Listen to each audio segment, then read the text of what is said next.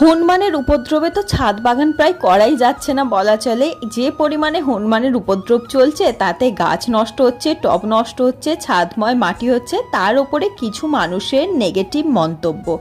তাদের মতে আমি কেন ছাদ বাগান করি, গাছের পেছনে কেন এত পরিশ্রম করি, কেন আমি এত পয়সা খরচ করে গাছ বসাই, আমি ভেবে পাই না পুরো পরিশ্রম আমার, পয়সা আমার, এফোর্ট আমার, তাদের কেন এত মাথা ব্যথা। সেলফোনটা হাতে তুলে কারোর ভিডিওতে ফালতু কমেন্ট না করে সেই মূল্যবান সময়টা তোমাদের অপচয় না করে কাজে লাগিয়ে তোমরাও ভিডিও বানাও, তোমরাও আপলোড করো।